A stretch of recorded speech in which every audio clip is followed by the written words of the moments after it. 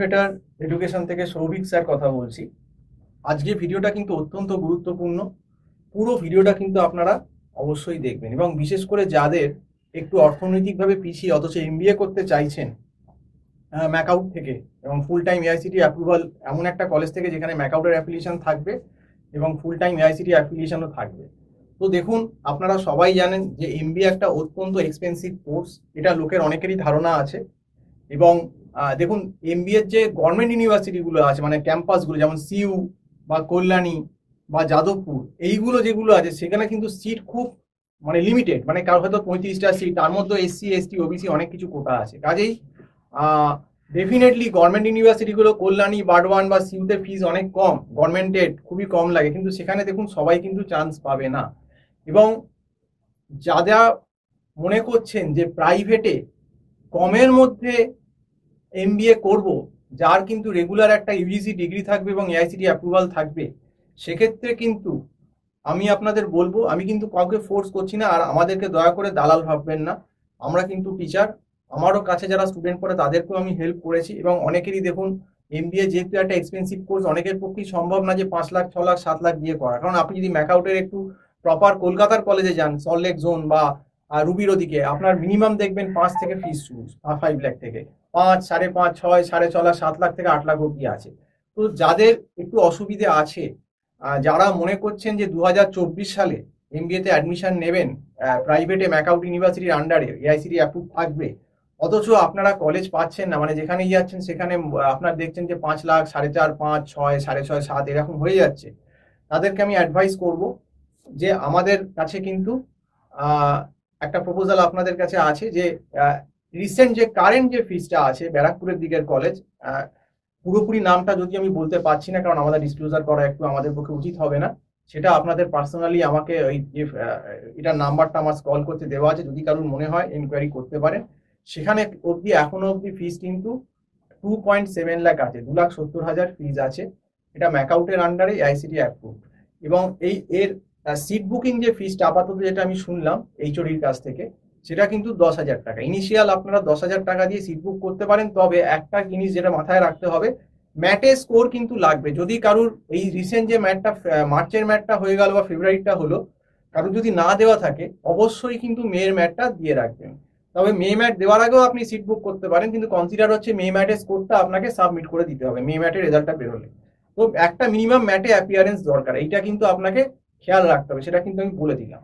এবার দেখুন, সত্যি কথা বলছি, এখন প্রাইভেট যে কলেজগুলো এমবিএ করাচ্ছে এআইসিটি অ্যাপ্রুভ ম্যাকআউটের এবং অ্যাফিলিয়েশন নিয়ে, তাদের যা কোর্স ফিস বেশিরভাগ কলেজে আমাদের পশ্চিমবঙ্গে, সেটা অনেক মধ্যবিত্ত ফ্যামিলির পক্ষেই কিন্তু দেওয়া সম্ভব নয়।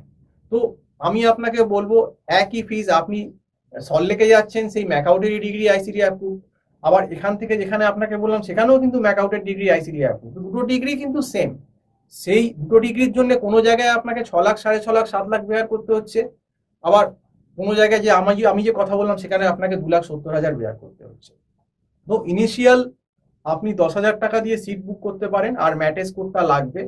এবং কেউ যদি লোন চান, লোনের কাগজগুলো পেতে গেলে কিন্তু যেটা সব ক্ষেত্রে নিয়ম, যে আপনাকে ফার্স্ট সেমিস্টারের ফিসটা অন্তত পে করে দিতে হবে আগে, তবেই কিন্তু আপনি স্টুডেন্ট ক্রেডিট কার্ড করুন বা ব্যাংক লোন করতে চান, এডুকেশন লোন করতে চান, তবেই কিন্তু আপনি সেটা প্রসেস করতে পারবেন। এটা কিন্তু কলেজের নিয়ম না, এটা কিন্তু ব্যাংক বা স্টুডেন্ট ক্রেডিট কার্ডের নিয়ম। কারণ অনেকে কি করে, 10,000 টাকা 20,000 টাকা টোকেন দিয়ে হয়তো কোর্সটাতে ইনক্লুড মানে করলোই না, ছেড়ে দিল, এরকমও তো হতে পারে। কাজেই ব্যাংক বা স্টুডেন্ট ক্রেডিট কার্ড দেওয়ার আগে তারা কর্তৃপক্ষ স্যাঙ্গুইন হতে চায় যে তুমি কি ফার্স্ট সেমিস্টারের পুরো ফিসটা পে করছো। পুরো ফিসটা পে করা মানে কিন্তু তারা স্যাঙ্গুইন হলো যে তুমি কিন্তু তাহলে কোর্সটা করবে। তো সেক্ষেত্রে কিন্তু ইনিশিয়াল যে ফার্স্ট সেমিস্টারের পেমেন্টটা, সেটা কিন্তু যে 75,000টা আছে ফার্স্ট, তারপরের যে সেমগুলো আছে সেগুলো ব্যালেন্স হয়ে যায়, মানে 2,70,000 ফিস থাকবে। এবার প্রথমটা 75,000 দেওয়ার পর কিন্তু পরপর ব্যালেন্স হয়ে গেল। এইবার ফার্স্ট 75,000 যেটা দিচ্ছেন, সেটার মধ্যে ব্যাপার আছে, আপনি ইনিশিয়াল 10,000 টাকা দিয়ে সিট বুক করছেন, সেটা কিন্তু ইনক্লুডিং 75,000-এর মধ্যে, মানে ওটা কিন্তু আপনার নেক্সট 65,000 বাকি রইলো। এবার নেক্সট 65,000 টাকাটা ধরুন জুলাই মাসে হয়তো কলেজ খুব যদি অসুবিধে থাকে, তাহলে আপনি কিন্তু দুটো পার্টলি করেও দিতে পারেন। হয়তো আপনি কিছুটা জুলাই মাসে দিলেন 20-25,000 বাকি রেখে, আবার 2 মাস হয়তো বাকি 20-25,000 দিয়ে দিলেন, সেটা করেও আপনি করতে পারেন। এরকম ফেসিলিটিও আছে কলেজে। তো যাতে স্টুডেন্টদের সুবিধে হয়, যাদের সবাইকার সুবিধে হয়, যারা একটু অর্থনৈতিকভাবে পিছিয়ে আছেন বা অসুবিধার মধ্যে আছেন, এবং এখানে বিভিন্ন রকম স্কলারশিপেরও ব্যবস্থা আছে, বিবেকানন্দ স্কলারশিপ, যেটা ক্রাইটেরিয়ায় ম্যাচ করে। এখান থেকে কলেজ থেকে কিন্তু গাইডও করে দেওয়া হয় যে কিভাবে অ্যাপ্লাই করতে হবে, আপনি অ্যাপ্লাই করতে পারেন স্টুডেন্টরা। এবং সিট বুকিং এর ব্যাপারটা তো বলেই দিলাম, 10,000 দিয়ে আপনারা করতে পারেন। এবং 10,000 দিয়ে করার পর বাকি যে রিমেনিং অ্যামাউন্টটা 65,000 রয়েছে, মানে টোটাল তো 75,000, সেটা আপনি জুলাই মাসে আপনি পে করতে, যদি অসুবিধা না থাকে পুরোটাও দিতে পারেন। আর যাদের অসুবিধা আছে তারা হয়তো কিছুটা দিলেন আপনারা, অন্তত হয়তো আরো কথার কথা বলছি, এটা তাদের হয়তো আরো 30-40 হাজার দিলেন। বাকি যে রিমেনিংটা আছে সেটা আবার হয়তো আপনি সেপ্টেম্বর বা অক্টোবরে দিয়ে দিলেন। তো এইভাবে কিন্তু পার্ট পেমেন্ট করেও ফার্স্ট সেমিস্টারের ব্যাপারটা করা যায়। তারপর যারা হয়তো যাদের অসুবিধা থাকলো ক্যাশ দিয়ে পারছেন না পড়তে, তখন আপনি কিন্তু লোনের এটা দেখিয়ে দিতে পারবেন, কলেজ থেকে আপনাদের লিখে দেবে যে না আপনার ফার্স্ট সেমিস্টারের পুরো ফিসটা পে করে দিয়েছেন।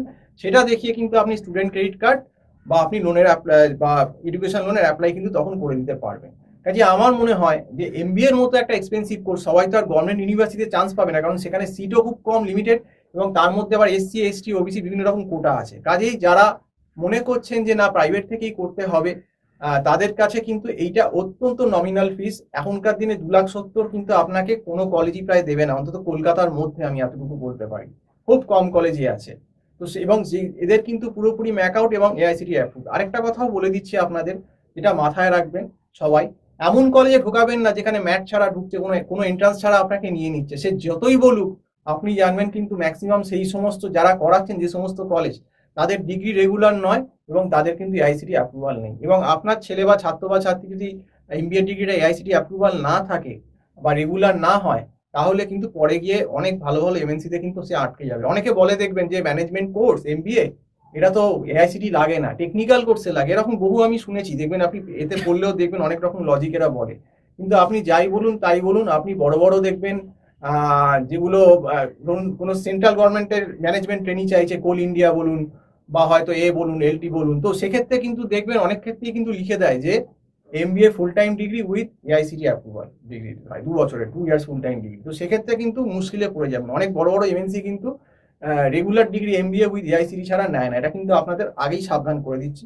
তো বারাসাতের দিকের কলেজ, যদি কোনো রকম সমস্যা হয়, এটা কিন্তু আমি স্টুডেন্টদের স্বার্থেই বলছি, দয়া করে আমাদেরকে দালাল ভাববেন না। যদি কোনো রকম হেল্প চান, আমার যে নাম্বারটা কল করছে 9748161018, এই নাম্বারে কল করে স্টুডেন্ট হোক বা গার্জেন হোক অবশ্যই আমার সঙ্গে কথা বলতে পারেন। আমি এতটুকু আপনাদের কথা দিচ্ছি যে যতটুকু হেল্প করার আপনাদের আমি গাইড করার চেষ্টা করব।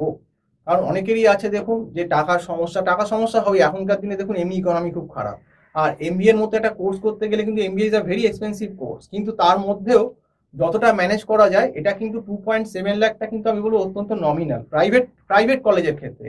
কারণ আপনি অন্য জায়গায় প্রাইভেট কলেজ আপনারা খোঁজ নিয়ে দেখুন, আমি আপনাকে হলপ করে বলতে পারি মিনিমাম দেখবেন 4.5 লাখ থেকে শুরু করে 5, 5.5, 6, 6.5, এই কলকাতা প্রপার কলকাতায় আপনি এর নিচে কলেজ পাবেনই না।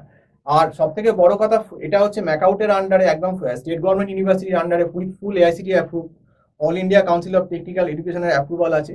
তো কোথায় স্টুডেন্টকে ভর্তি করবেন কি করবেন না আপনার ছেলে বা মেয়েকে, সেটা নিয়ে যদি কারোর কোনো এমবিএ সম্বন্ধে কোনো রকম আইডিয়া না থাকে, আমার থেকে আপনারা ডিসকাশন করতে পারেন।